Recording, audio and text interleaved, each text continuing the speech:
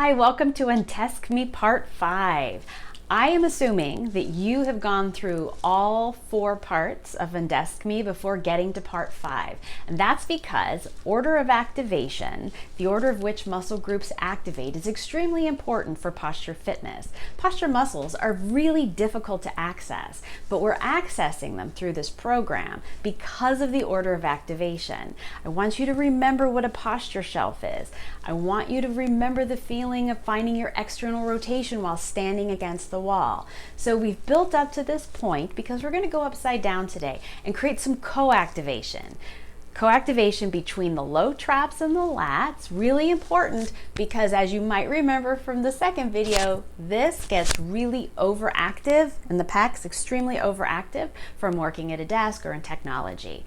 So, are you ready? Let's get started. So we're training our body to master co-activation today. We're going to do our posture shelf pike, but first we're going to do the prep. So here we go. You got that roller at your knees. Externally rotate top of each arm, retract the shoulder blades, find your posture shelf, and then we're going to walk ourselves out as far as we can, which might bring your shoulders up. Don't worry about that right now. Roll the roller back to your knees, and then find your posture shelf with external rotation, retract the shoulder blades, bring the rib cage back. Now we have some co-activation. We're gonna fight to keep that throughout this exercise. So pressing yourself back, let your elbows just sort of kiss the mat, and then holding on to that posture shelf, you're going to pull yourself back forward so that your elbows and your shoulders are in line, and then you're going to shift yourself back, find that co-activation, low traps and lats. If you feel your upper traps activate, really focus on it. Hold on to the posture shelf because that's the focus point. Shift yourself back and forward, holding onto that posture shelf, abdominals active, keeping those 4 blocks of weight stacked. And this is our prep. Now we're going to go further. I'm going to have you tuck your tail without activating your upper traps and your shoulders. Keep your posture shelf. Tuck your tail. Feel that you pike up. Maybe the roller goes to about your shins. And then back out. Pike your hips up. You might feel that your upper traps activate, so lower one shoulder, the other, find that posture shelf, stretching yourself back out. Maybe, well, let's try one more. I get excited and I want to move on. Now, maybe this time you roll up to your hands. Elbows down. Oops, I'm losing my roller. You might lose yours. Find your posture shelf, get your knees underneath you, and then maybe draw those shoulders down. Find that co-activation, low traps and lats. Press into the heels of the hands. Come on up. Feels kind of like that roll up from video 2. One more time. Co-activation, hips up, abdominals active. Press into the heels of the hands. Child's pose.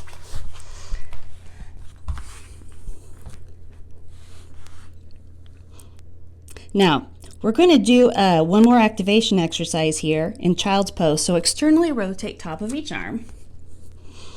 Draw the shoulder down, and then I want you to lift the elbow and the hand of each arm one at a time. Bring the shoulder down. Find your posture shelf as you lift up one elbow and the other. Don't be surprised if you can only lift the wrist. That's not unusual. It's about organizing those points. A lot of the exercises that we've done throughout the series, like the Spider-Man exercise, for example, they really do work that scaffolding of your posture, that lateral line. So, but now that you have this co-activation going, all through external rotation, find that posture shelf, child's pose, rest your head, retract the shoulder blades, reaching through the side of the body, but don't disconnect that. Big reach from the arm to the elbow with that shoulder down, posture shelf active, lift, and then the other side as well. Building onto the pike that we just did, we're going to find our posture shelf and our co-activation, and we're going to use this wall for our last exercise. So hands out, externally rotate top of each arm, elbows will end up pointing toward your body. Find your posture shelf, and then I'm going to have you pike your hips up like a down dog. Now, automatically in a down dog, everybody wants to push away from the mat, but externally rotate top of each arm, retract those shoulder blades, and look for that co-activation belt across your mid back. Then I'm going to have you extend one leg up to the wall. This is a great stretch for this leg here. Try your best to get the heel on the ground. Find your co-activation, which softens your elbows. And then when you're ready, you're going to bring the other leg up on the wall. Again, everybody wants to push away, but take a moment, externally rotate top of each arm, relax the head and neck, 4 blocks of weight stacked. Bring one foot down, get a nice stretch, exhale. Let's try it again. Externally rotate, soften the elbows, shift your weight back, bringing that leg up. Immediately I want to push that mat away. So externally rotate top of each arm, soften the elbows a little, feel that co-activation, and then when you're ready, bring both legs down, put your shirt down, child's pose. Walk the hands forward, lengthen the back of the neck, feel the length from your tailbone to the crown of your head. I love a plank just as much as the next person, and I don't want to be the one to tell you to not do a plank, but if you work in technology and you're at your desk all day and you're in this position, most likely your upper traps are overactive and your low traps and lats are underactive at best and possibly in atrophy. Don't worry, it's reversible.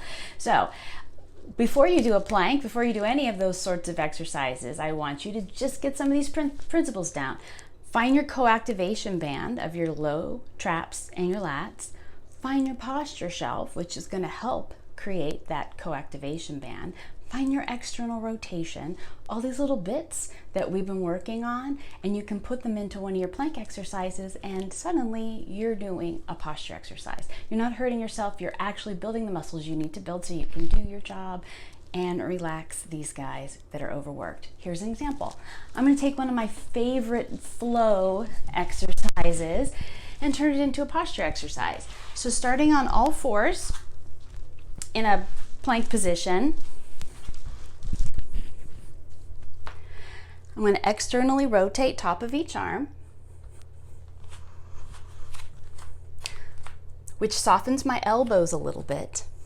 When my elbows are locked out, probably my upper traps are too active, so I'm going to externally rotate top of each arm, which slides my shoulders down, finding my posture shelf, which holds on to that co-activation. Tuck my toes. Now, I'm going to turn from the hips, and I'm going to do a diagonal move of bringing my elbow to my knee.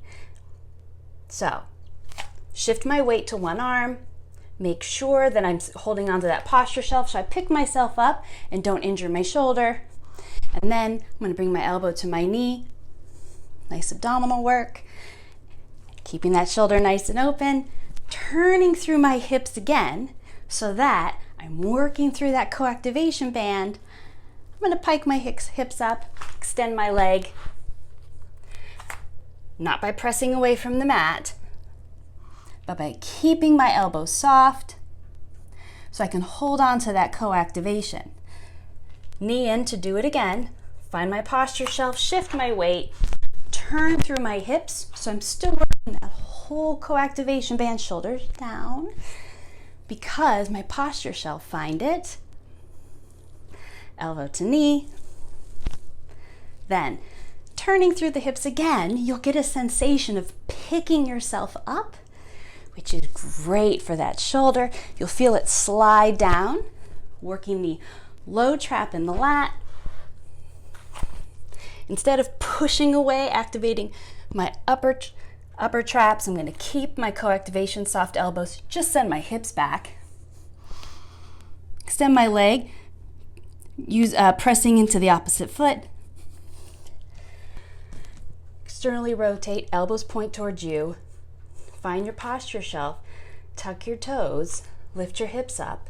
We're going to turn through the hips, shift your weight to one arm, and then lifting yourself up to the center of your body. We're going to bring our elbow to our knee. Again, turning through the hips, feeling that sort of hollowed out in the armpit so you know your posture shelf's active. You're going to go into that down dog position we were at on the wall. Go ahead and keep the shoulders down. As you reach that leg up, get a nice stretch through the back of that foot. Turning through the hips, shoulder stays down, elbow to knee, pick yourself up. We're going to end with 2 roller stretches. This one's called Around the World. The roller is behind a little bit below my shoulders, pretty much where my bra would snap. And I got my hips on the ground, my knees are bent, feet hip distance apart. We're going to put one hand behind our head, shoulders down. Free hand is going to reach diagonally on the opposite, outside of the opposite knee. Now, big stretch through those fingers, and we're going to reach all the way around in a circle. I kind of feel like this is a hand of a clock. And you're actually going to roll one side off the roller as you reach as far as you can, and then up and around. And now the body lays flat on the roller for a moment, and then keep reaching as far as you can, rocking to the other side. Big circle, big reach, all the way around. And then one more time. So you reach right outside of the opposite knee, shoulders down, tuck the chin, relax the neck best you can, and then you're going to reach past that knee, shoot as much energy through those fingers as you can, big reach, and I actually feel myself rocking onto one hip. So much energy through my arm, circle that around, and this is where it gets sticky. Ooh! So you'll feel it on one shoulder, all that weight there, rolling all the way across to the other side of the body as you continue to reach all the way around, nice and even, and you'll feel that you peel off onto the opposite hip, all the way back to center, and then we're going to switch. Reaching past, draw that shoulder down, big reach and stretch all the way around, opening up the chest, rocking from one side of the shoulders to the other.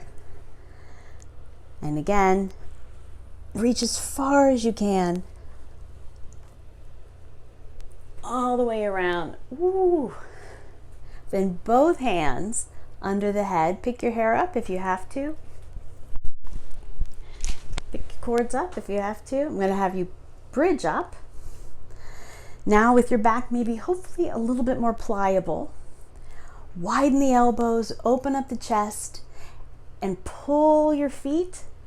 Pull yourself right over your feet. Bridge yourself up. But don't go too high. Don't go to the neck.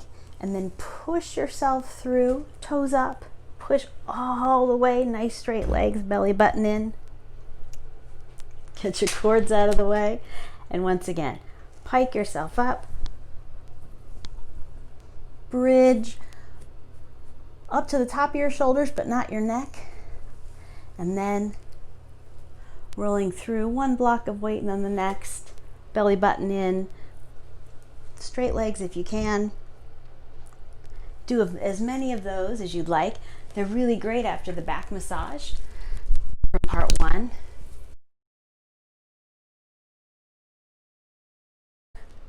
Thank you so much for spending Posture Month with me, and continue to follow us on Instagram, Facebook, and YouTube, because posture may be a blind spot in your fitness routine, but vertical method, it's the solution.